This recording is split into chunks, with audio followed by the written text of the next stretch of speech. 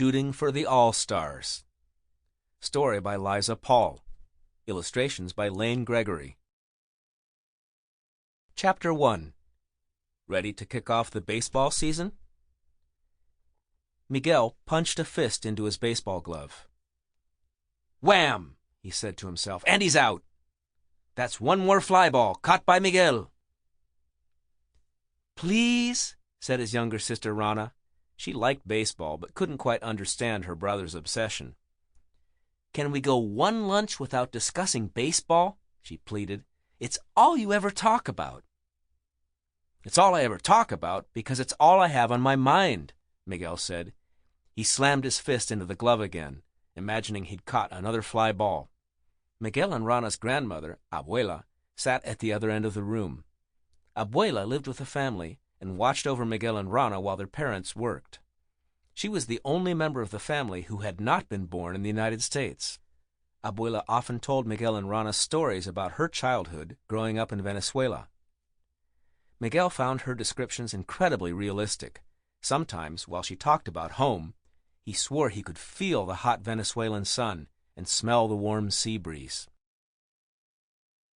Abuela was watching a Saturday afternoon movie on the Spanish-language channel.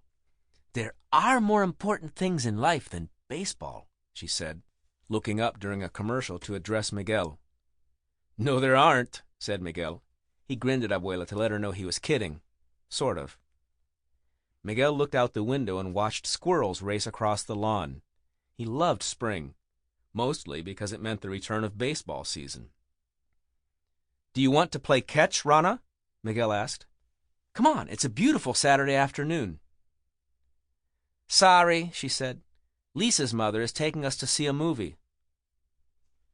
Then I guess I'll go over to Jake's, Miguel said, referring to his best friend, Jake Parker. Miguel and Jake were in 5th grade. They had spent the last few weekends staring anxiously out the window. Once the baseball fields thawed out enough, they would be able to practice. Jake and Miguel both played on the same Little League baseball team. Now that they were 5th graders, they were eligible to play on their town's All-Star team. The team was made up of the 20 best 5th and 6th grade baseball players at Ted Williams' school. The All-Star team practiced all spring. When school was let out during the summer, it traveled to play other towns' All-Star teams. For as long as he could remember, Miguel had admired the All-Star players. He often imagined himself swaggering up to home plate, adjusting his cap, and wiping his hands on his All-Star t-shirt. The team had only a few slots for 5th graders. Miguel and Jake were both talented. Still, they weren't overestimating their chances. If either boy had a bad tryout, he had little hope of making the team. Miguel took off his baseball glove and got up from the table. He set his sandwich plate in the sink and grabbed the glove again. Abuela, I'm going over to Jake's for a little while to practice for the tryouts, okay? Sure, go ahead, said Abuela. Just don't be so caught up in your baseball daydreams that you forget to look both ways when you cross the street. Okay, no problem, Abuela, Miguel said, chuckling. Miguel had lived on the same street his whole life. He knew, without counting, how many houses came before the corner. 8. He could have walked this route in his sleep. Round the corner, then past one more block of houses, he recited to himself. Now the row of stores. First the drugstore, then the deli, next the florist, then after the florist, Mason's. Jake's parents had bought Mason's several years ago. After a lot of hard work, they had made it into the best store in town. Mason's sold a little bit of everything. If you needed some socks, you went to Mason's. If you needed a candy bar, plates, or a flashlight, you went to Mason's.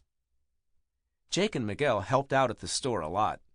Jake's family lived in the apartment above the store, and the Parkers worked long hours. An employee always had to be at the cash register, while someone else walked the floor helping customers. Jake and Miguel preferred walking the floor. They had known for years where everything was on the shelves.